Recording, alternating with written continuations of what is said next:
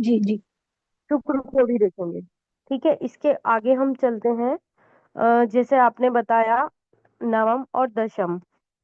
देखिए, जो नवम है पिता का स्थान कहा गया है, पाराशरी में इसका वर्णन है, और दक्षिण भारतीय तो बहुत आयत में ये मानते हैं कि नवम स्थान है वो पिता का है।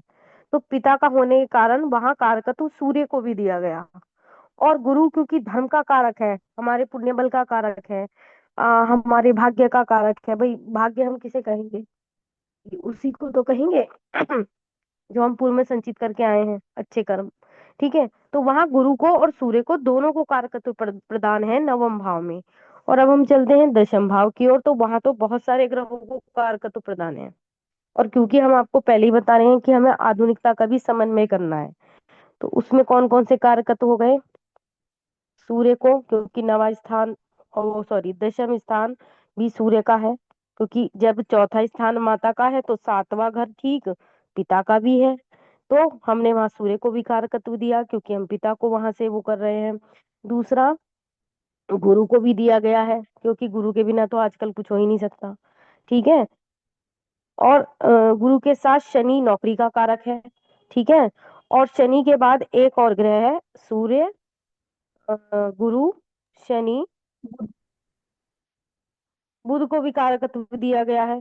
क्यों? क्योंकि बुध व्यापार का कारक है। अब ये कुछ आधुनिकता का भी हमें समन्वय करना है ना। वैसे तो मुख्य जो कारक होता है पिता के भाव का, वो सूर्य है, लेकिन कर्म की दृष्टि से शनि है। ठीक है। अब कुछ लोग आजकल व्यापार करते ले कारकत्व में, और उसके साथ गुरु को तो लिया ही जाता है। ठीक है। तो इस प्रकार चार ग्रहों के कारकत्व को लेते हुए हम यहाँ पर देखेंगे। उसके बाद लाभ भाव का कारक कौन है? वो भी गुरु है, गुरु के बिना हमें लाभ की प्राप्ति नहीं हो सकती। ठीक है। तो गुरु के पास तो बहुत सारे कारकत्व है। अच्छा, कुछ लोग क्या कहते हैं जी, मंगल का होना चाहिए यहाँ, तो दशम भाव में मंगल का ये पक्का घर है, मंगल अगर यहाँ बैठ जाता है तो शुभ फल की वृद्धि कर देगा। लेकिन कारकत्व मंगल का नहीं है यहाँ पर। कारकत्व से मतलब है हेड ऑफ द डिपार्टमेंट, इस डिपार्टमेंट को चलाने वाले कौन कौन है। तो इसमें रुकेगा जरा, किसी का कौन है?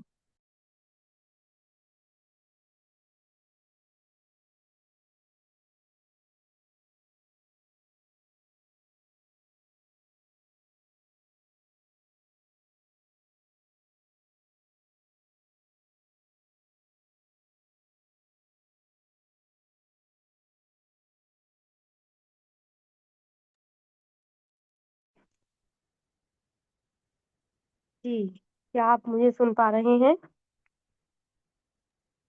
जी। अच्छा, जी आगे बढ़ते हैं। तो हम कहाँ पर थे? लाभेश, लाभेश कौन है? गुरु। और अष्टम आपने सही बताया था, शनि। और उसके बाद 12वां जो भाव है, उसका कारक क्या बताया आपने? शनिदेव। हम्म। ठीक है। तो शनि क्यों है? क्योंकि शनि का भी जो रोल है ना, वो ये है, व्यय स्थान है। शनि का काम दंड देना है। ठीक है, इस प्रकार से हम देख लेते हैं। एक बार हम चित्र शेयर करते हैं, 1 मिनट प्रतीक्षा कीजिएगा।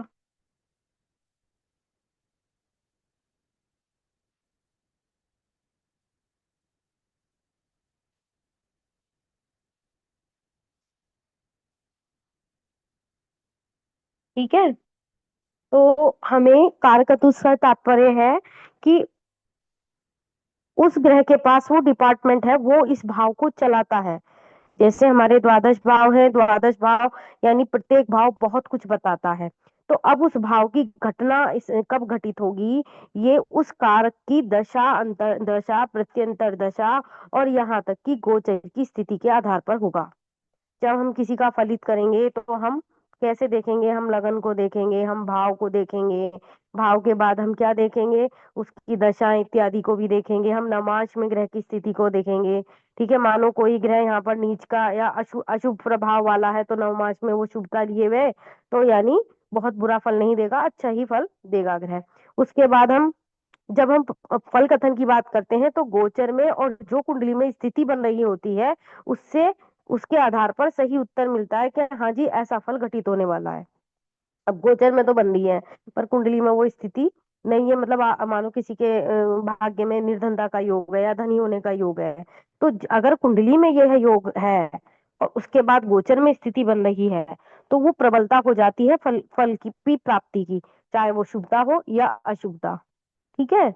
तो कारकत्व का मतलब है डिपार्टमेंट, मानो जैसे गुरु के पास जिन जिन भाव का कारकत्व है, तो जब गुरु की दशा चलेगी तो वह उन भावों से संबंधित क्या शुभता और अशुभता प्रदान करेगा। ठीक है। अब हम ग्रहों की शुभता या फलित करने के लिए बहुत सारी चीजें देते हैं, देखते हैं, उसकी उच्च अवस्था को देखेंगे ग्रह की, उसके अंश बल को देखेंगे, डिग्री इत्यादि को देखेंगे। हम उसको भी देखेंगे कि भाई नवांश में क्या स्थिति है ग्रह की, और बारीकी में जाने के लिए हम अष्टक वर्ग भी देखेंगे। ठीक है। फिर हम गोचर में क्या स्थिति बन रही है ग्रह की वैसे देखेंगे। तो बहुत सारी चीजें होती हैं देखने के लिए, हर कोई फलित नहीं कर सकता। और गणित वही कर पाता है जिसका गणित अच्छा होता है, गणित अच्छा होगा तो थोड़ा गणित के तरीके से वो आगे निकल जाएगा। पंचांगार जो अच्छे होते हैं ना, जो विवाह वगैरह सुलझाते हैं, वो अच्छे गणितज्ञ होते हैं। फलित करना होता है कि भाई सामने वाला आया, हमने उसके प्रश्न को बताया, हमने उसको सही निर्देशन दिया। सही निर्देशन करना भी बुध के पास होता है। बुध बोलने की कला देता है आपको। अगर आपका बुध कहीं अच्छा है तो आपकी स्किल जो स्पीकिंग है उसको बहुत अच्छा कर देगा। ना केवल बोलने की कला, आप निर्देश भी जो देंगे वो सही देंगे। चलिए हम आगे बढ़ते हैं। तो मेरे ख्याल से यहाँ ये कारक तो आपका क्लियर हो गया है। क्या हम आगे बढ़ सकते हैं? जी। किसी को कुछ पूछना तो नहीं कारकत्व के बारे में? लेकिन इन्हें रोज रोज याद करो थोड़ा थोड़ा, है ना, कि इस भाव का कारक ये, इस भाव का कारक ये। तो उससे हमें फल कथन में आसानी हो जाएगी। ठीक है। आगे चलते हैं। जैसे सुख के लिए हम बुध को भी देखेंगे, बुध क्योंकि सुख का कारक है। सुख के लिए हम चौथे भाव को भी देखेंगे। ठीक है। तो इस प्रकार से, और हमें किसी और का सुख देखना है, मानो पति का सुख देखना, तो पति से चौथा गिनेंगे। बच्चे का अपने बच्चे के बच्चे का सुख देखना है, मतलब अपने लिए सुख देखना है, तो हम अपना ही भाव देखेंगे। लेकिन मानो बच्चे को बच्चे का सुख मिलेगा, या जैसे भी, वो भाव से भाव गिनते चले जाओ इस प्रकार से। और वो हमें सहायता कैसे करता है, जब हमें कारकत्व याद हो। हमें बहुत सारी कुछ चीजें तो हमें याद ही करनी पड़ेंगी, पर कोई बात नहीं, धीरे धीरे आप याद करिए। ये अच्छा प्रयास कर रही हैं। मैं बता देती हूँ कि कौन ज्योतिष बनने की दिशा में चल रहा है। जैसे कि अभी सबरजीत जी चल रही हैं, रामा शर्मा जी प्रयास कर रही हैं, निहारिका काफी प्रयास कर रही है, निशा जी भी प्रयास कर रही हैं, ऋचा जी बहुत ध्यान से सुनती हैं, रुचि जी तो काफी टाइम से जुड़ी हुई है। इसके अलावा ये सक्षम भंडारी जी को तो मुझे नहीं पता, पहले शायद जुड़े थे एक बार। शास्त्री जी समझ में आ रहा है? शुक्ला जी, विवेक शुक्ला जी, क्या आप सुन पा रहे हैं? हेलो भैया, आप लोगों को सुनाई दे रहा? मेरी आवाज आ रही है? जरा ये तो बताओ। अच्छा जी। यस आ रही मैम आ आ रही रही है। क्लियर आ रही। ओके। और विष्णु दत्त जी, आपको समझ में आ रहा है जी?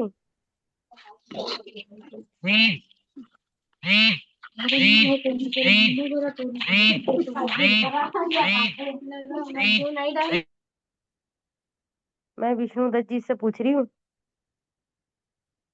मिश्रा जी, मिश्रा जी नहीं बोल रहे, क्या बात है? विष्णु विष्णु विष्णु दत्त मिश्रा जी, आप कहाँ से जुड़े हैं? क्या अपने बारे में कुछ बताएंगे? आ, नमस्ते मैम, मैं अहमदाबाद से जुड़ा हूँ। जी। और ज्योतिष के इसमें क्या बेसिकली जानकारी रखते हैं? बेसिकली मैं प्रयागराज का रहने वाला हूँ।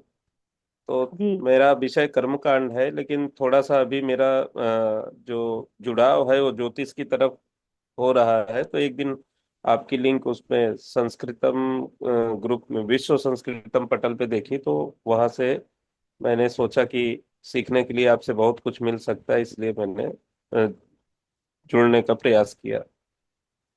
जी, बहुत बहुत स्वागत है आपका हमारी कक्षा में। और अगर मैं एक चीज और कहना चाहूंगी, अगर आप लोगों में से जिसने भी कर्मकांड करते हैं, वो कर्मकांड का डिप्लोमा अवश्य कर लेना। क्योंकि आज का जो दौर है ना, मैं ये नहीं कहती कि सबके जिनके पास डिग्री है। तो माइक म्यूट कर अ, दीजिए। मैं जी। मैं ये कहना चाह रही हूँ, जो भी यहाँ जुड़े हैं, अगर कर्मकांड वैसे सीखना तो अलग बात है, ज्ञान अलग चीज है, वो तो आप वैसे भी ले सकते हैं। लेकिन क्या है ना, दिक्कतें आने लगी हैं। जो लोग ज्योतिष का कर्म कर रहे हैं और उनके पास डिग्री नहीं है, तो कभी भी उन्हें कोई संकट मंडरा सकता है। ठीक है, हालांकि मैं ये नहीं कह रही, बहुत डिग्रीदारी ऐसे हैं जिनको कुछ नहीं आता। ठीक है, ऐसे ही जी जी। कर्मकांड के लिए भी मैं ये कहूंगी कि कर्मकांड आपने सीखा है बाल्यपन से, गुरु परंपरा से, हो सकता है आप बहुत अच्छे ज्ञाता हूँ कर्मकांड के, लेकिन डिग्री अपने पास अवश्य होनी चाहिए, और 1 वर्ष डिप्लोमा कर्मकांड के लिए पर्याप्त है। तो आप अवश्य कीजिएगा अगर आप यह कर्म करते हैं तो, ये मेरा एक सुझाव हाँ था आपको। ठीक है मैम, जी। मैंने कर्मकांड का डिप्लोमा भी किया है, और मंदिर व्यवस्थापन करके गुजरात में एक अलग से कोर्स चलता है। अगर आप एडमिनिस्ट्रेटिव जॉब मंदिर में करना चाहते हैं तो उसका भी मैंने डिप्लोमा किया हुआ है। अच्छा, एडमिनिस्ट्रेटिव, अच्छा, बहुत सुंदर। बहुत बहुत स्वागत आपका हमारी कक्षा में। मुझे अच्छा लगता है कि विदुजन हमारी कक्षा में जुड़े हुए हैं। और कर्मकांड जो सीखे हुए हैं उनको ज्योतिष इसलिए सीखना चाहिए क्योंकि वो घर घर जाते हैं, तो कोई भी कुंडली दिखा देता है। आप कुंडली नहीं जानते, उसका ज्ञान नहीं है, तो वो वहां समस्या आती है। तो एक कर्मकांडी को ज्योतिषाचार्य भी होना चाहिए। बहुत सुंदर। आपने सच्ची बात है मैम, अच्छा जी लिया। जी, बिल्कुल बिल्कुल। जी। तो मैं इसको म्यूट करती हूँ और कक्षा को हम आगे बढ़ाते हैं। तो हमारा ये हो चुका है कारकत्व, यानी अब तक हमने राशि पढ़ ली है। राशि के बाद हमने क्या पढ़ा है? राशि उसके राशियों के स्वामी। देखते हैं, यहाँ पर सिलेबस को देख लेते हैं, 1 मिनट।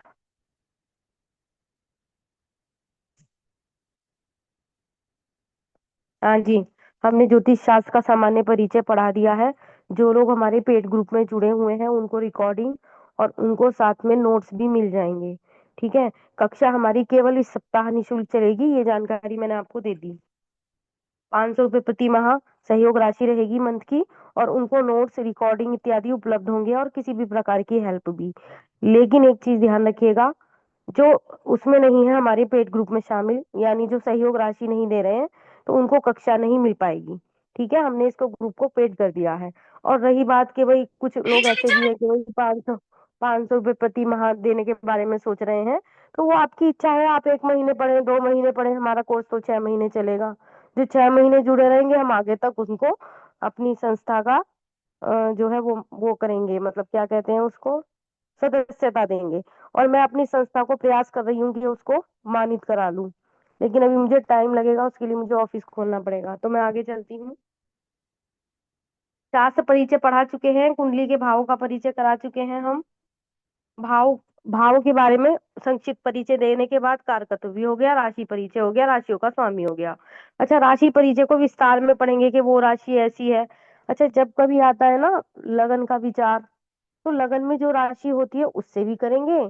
काल पुरुष की कुंडली के हिसाब से मेष राशि बैठती है, तो हम उससे भी करेंगे, मतलब मंगल के उससे भी करेंगे। तो वो खैर हम धीरे धीरे प्रक्रिया में पढ़ेंगे, लेकिन एक सटीक फल कथन करने के लिए हमें ग्रह का भी ज्ञान होना चाहिए, राशि का भी ज्ञान होना चाहिए, भाव की गहनता का भी ज्ञान होना चाहिए। तो तब हम सटीक फल कथन पर पहुंचते हैं। आगे बढ़ते हैं हम। ग्रह परिचय और काल पुरुष की कुंडली, ये तो हम करा चुके हैं। ग्रहों की उच्च और नीच अवस्था। हाँ भाई, उच्च नीच अवस्था याद हो गई? कोई बताएगा मुझे? भैया रट्टो, नहीं तो आप फलित कैसे करेंगे? भावों की उच्च नीच अवस्था याद करो। ऐसे याद करना कि मेष लगन की कुंडली में सूर्य उच्च का। अब एक कुंडली बना ली, उच्च ग्रहों को बिठा लिया, कौन सा, किसका? उच्च का, काल पुरुष की कुंडली का। फिर एक दूसरी ही काल पुरुष की कुंडली बना बना ली, फिर उसमें नीच ग्रह को बिठा लिया। काल पुरुष की कुंडली का सहयोग हम इस तरह से भी कर देते हैं, 12 भाव भी दर्शा रहे हैं और राशि को भी दर्शा रहा है। ठीक है, तो हमने सूर्य को प्रथम भाव में बिठाया है, यानी मेष राशि में उच्च का हो गया, मेष राशि रखी लिखी है।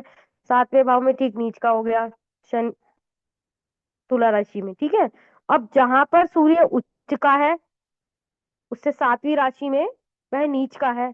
अब जिस राशि में वो नीच का है वहां शनि उच्च का हो जाएगा, और उससे 7वीं राशि में शनि नीच का हो जाएगा, क्योंकि पिता पुत्र में मतभेद रहता है, सूर्य और शनि में मतभेद है। तो आप ऐसे भी कर सकते हैं।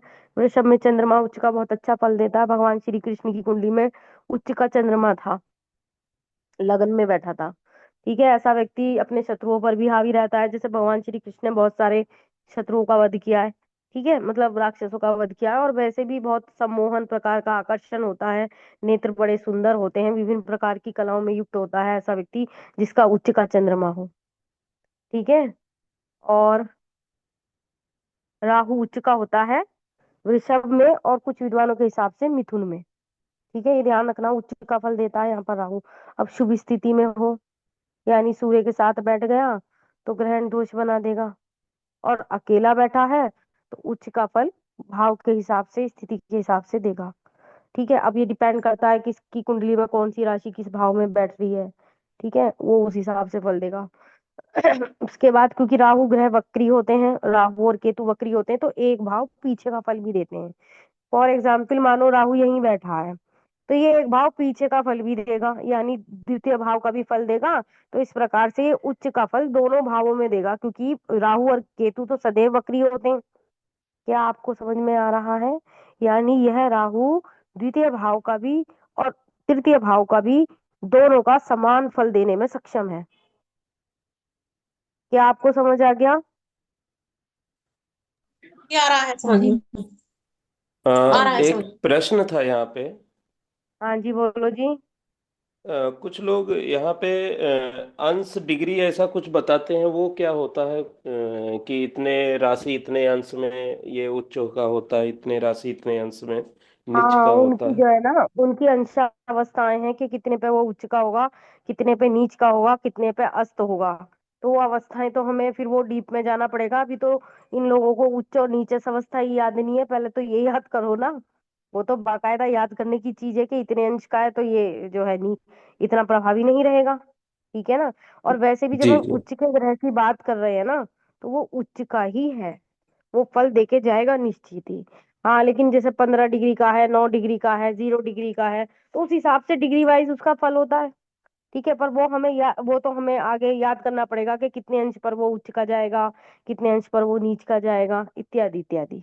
ठीक है, वो आगे की स्थिति है। अभी तो ये पहले यही याद कर लें कि उच्च का किस राशि में है और नीच का किस राशि में है। जैसे हमने बताया, चंद्रमा जो है वृषभ राशि में उच्च का है, और ठीक सातवीं राशि वृश्चिक में नीच का बड़ा बुरा फल देता है चंद्रमा। अगर मानो किसी का नीच का चंद्रमा, यानी वृश्चिक राशि समझ लो किसी की, क्योंकि चंद्रमा जिस राशि पे बैठा है वो उसकी राशि है। अब नीच की मानो वृश्चिक राशि है, अगर उस पर और कहीं अशुभ दृष्टि आ गई, अशुभ प्रभाव आ गया, तो वो और भी बुरा फल दे देगी। व्यक्ति ऐसी ऐसी बातें सोचता है कि आप सोच नहीं सकते। सामने से वो आप कहेंगे अरे ये तो बहुत अच्छा है, लेकिन उसके मन में कुविचार चल रहे हैं नाना प्रकार के। तो नीच का चंद्रमा मतलब बड़े अशुभ फल देता है, आत्मा को दूषित कर देता है, मलिन कर देता है। व्यक्ति अंदर से दूसरे का बुरा सोचता है, इस तरह की सिचुएशन बन जाती है। ठीक है, तो अब यहाँ हो गया नीच नीच का चंद्रमा वृश्चिक राशि में, उच्च का राहु वृषभ में और मिथुन में उच्च का होता है, और ठीक अपनी सातवीं राशि में जो है वो नीच का हो जाता है। ठीक है जी। क्या प्रीति जी कक्षा में जुड़ी हैं? प्रीति जी कक्षा में नहीं जुड़ी, तो जब तक आप जो है ना ये तालिका याद कीजिए। 1 मिनट, कोई आया है, मैं गेट खोल देती हूँ।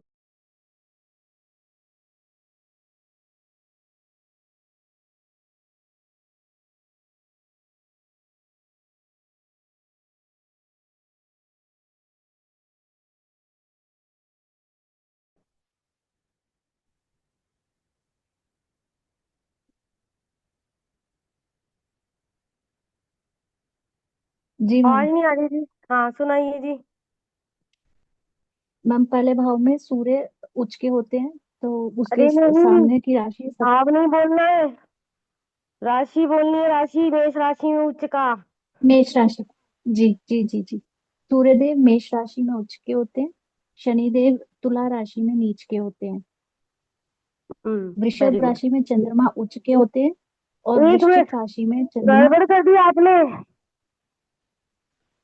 यहाँ पर उच्च अवस्था को दर्शाया गया है। ठीक है, जी जी जी जी और जी, सिर्फ उच्च के बताने तो हैं ना। सूर्य नीच का है जी।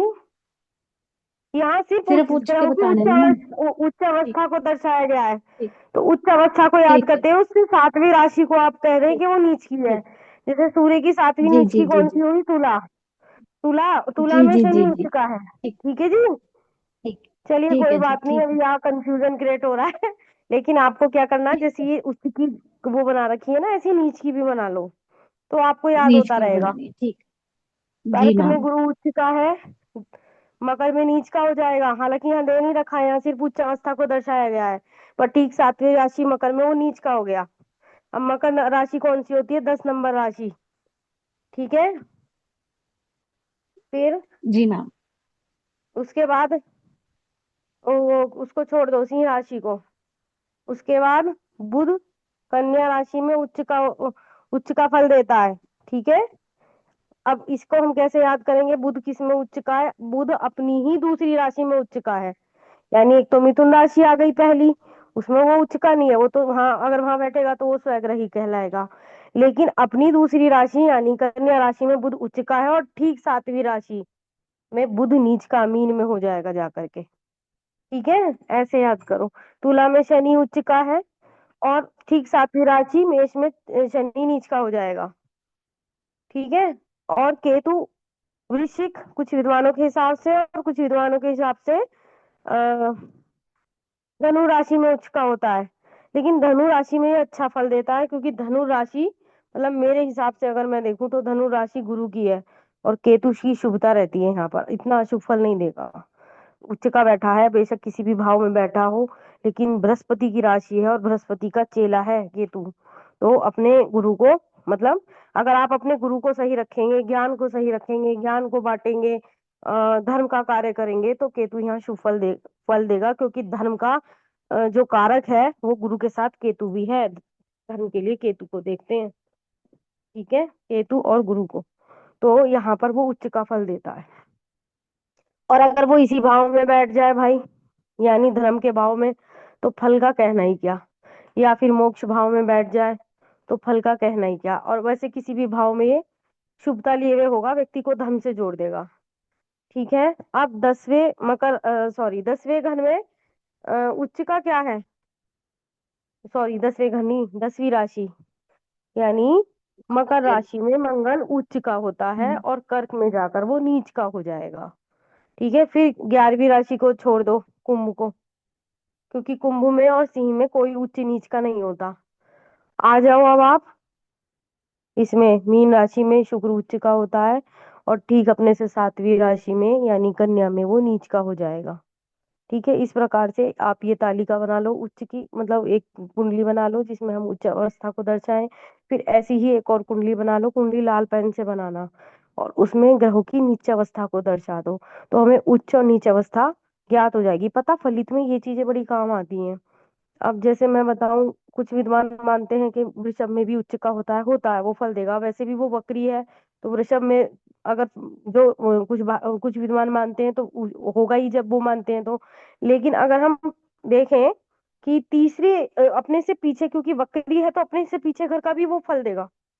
ठीक है। तो कहने का मतलब राहु और केतु दो भावों के फल देंगे। समझ गए आप? क्योंकि वो वक्री है तो वो एक घर पीछे का भी फल देंगे। ठीक है। तो इस प्रकार से, और मेरी कुंडली में तो राहु केतु उच्च के हैं, तो वो उच्च का ही फल दे रहे हैं। अब डिपेंड करता है कि शुभ स्थिति में है, ग्रहण दोष बनाकर तो नहीं बैठे, कहीं राहु और चंद्रमा को तो नहीं ग्रस रहे। अगर ग्रस रहे हैं या कुछ प्रकार का ग्रहण दोष बन रहा है, तो अशुभ फल की वृद्धि होगी, लगभग अशुभ ही फल देंगे। ठीक है। तो आप अगली कक्षा में जब आए तो ग्रहों की उच्च अवस्था नीच अवस्था को याद करें, क्योंकि हम अब जो हमारा द्वितीय सोपान पर चल रहा है ना, तो वहां पे हम सीखने के क्रम में चल रहे हैं। ठीक है। अगर हम नहीं सीख रहे कक्षा में आगे भी, तो फिर हमारा पढ़ने पढ़ाने का और आपका फिर क्या फायदा। वैसे आप प्रयास अच्छा कर रही हैं, इसके लिए आपको बहुत बहुत साधुवाद। आगे बढ़ते हैं। अच्छा, हमारी मीटिंग जरा समाप्त होने वाली है। एक बार आप लोग कैमरा खोल लेंगे तो हम अटेंडेंस मार्क कर लें। कैमरे से अटेंडेंस ले लें।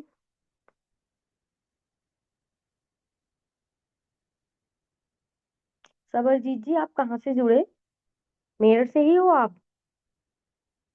नहीं मैम, सिक्किम से, सिक्किम गैंगटॉक। अच्छा, सिक्किम से जुड़े, अरे वाह। चलिए, आप सभी का बहुत बहुत स्वागत। जरा कोई अटेंडेंस ले लीजिए, स्क्रीनशॉट ले लीजिए। ऋचा जी, आप ले पा रही हैं? जी। नहीं, हमारे सभी स्टूडेंट बहुत अच्छे हैं। आप सभी बहुत ही प्यारे हैं, और बहुत मन से पढ़ रहे हैं। विभा जी, आ रहा है समझ में? आप शायद देर से जुड़ी हैं।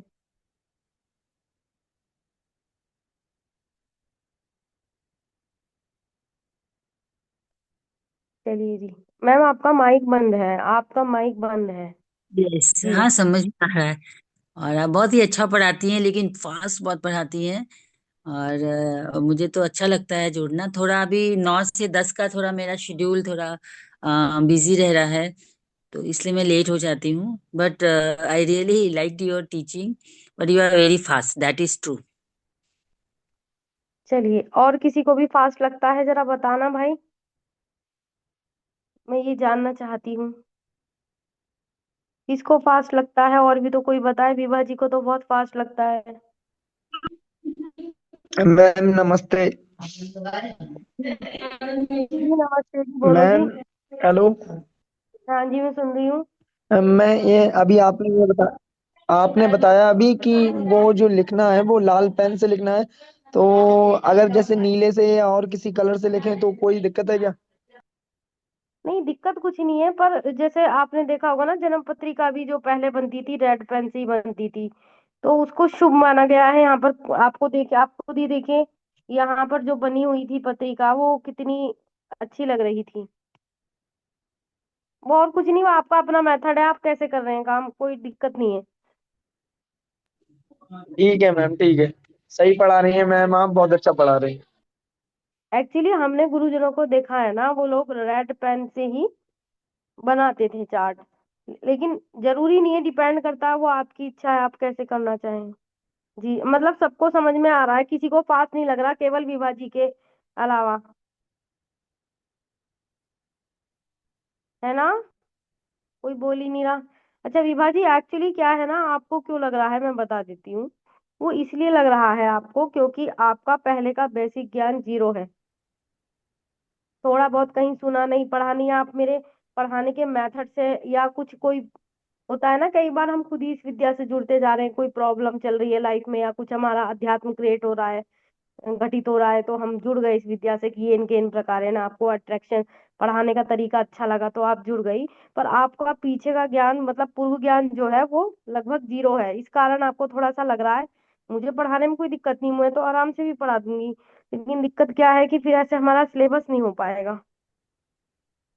अच्छा, आपको करेक्ट। जहाँ दिक्कत आए तो आप ऐसा कर सकती हैं, व्यक्तिगत पूछ लें उस चीज को दोबारा, और हम रिकॉर्डिंग तो भेज रहे हैं, आप उसको सुनिए। ठीक है ना जी? जी जी जी जी। मेरे पास पिछली रिकॉर्डिंग भी पड़ी है, मैं उनको भी धीरे धीरे सेंड कर दूंगी।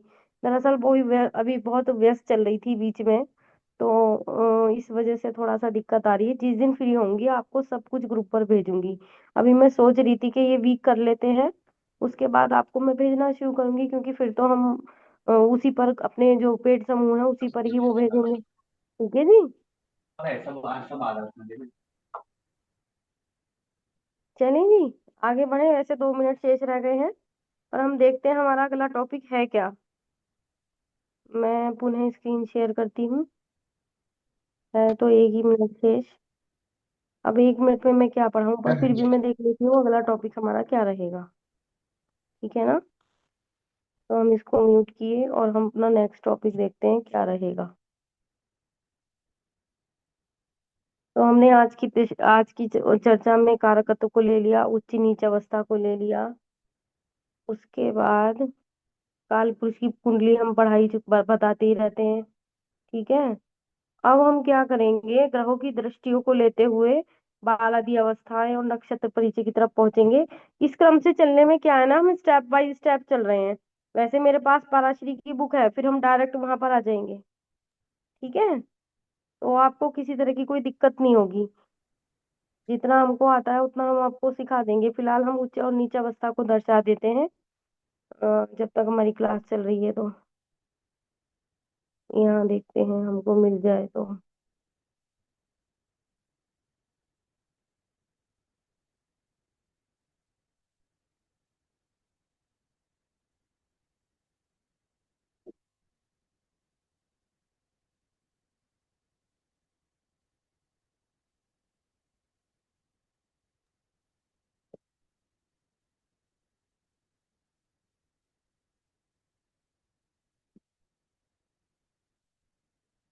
ये दृष्टियां हैं ग्रहों की। सूर्य और चंद्रमा केवल 7वीं दृष्टि दे रखते हैं। मंगल की चौथी, 7वीं, 8वीं दृष्टि है। बुध की सातवीं, बुध की भी सातवीं है, गुरु की 5 7 9 है, शनि की 3 7 10 है, राहु की 5 7 9 और केतु की 5 7 9। ठीक है, तात्पर्य ये है कि कुछ ग्रहों की तो वैसे तो प्रत्येक ग्रह अपने से 7वें घर को पूर्ण दृष्टि से देखता है, ग्रह की दृष्टि का भी तो प्रभाव पड़ता है ना। आप इसे ऐसे समझ लीजिए जैसे आमने सामने के पड़ोसी देखते हैं, तो हमें उसके फेस को देखने से पता चल जाता है कि अरे हमारे हमको देख रहे हैं, हमने कपड़े तो ठीक से पहने हुए हैं, अरे कहीं हमारे बारे में पता नहीं क्या सोच रहे हो कि अरे इस टाइम जो है क्या कहते हैं लेट आई है, या जल्दी जा रही है, या स्कूल का ये टाइम है। तो बहुत सारी चीजें होती हैं, तो दृष्टिपात करने से फर्क पड़ता है। ठीक है, क्योंकि अगर कोई किसी के आम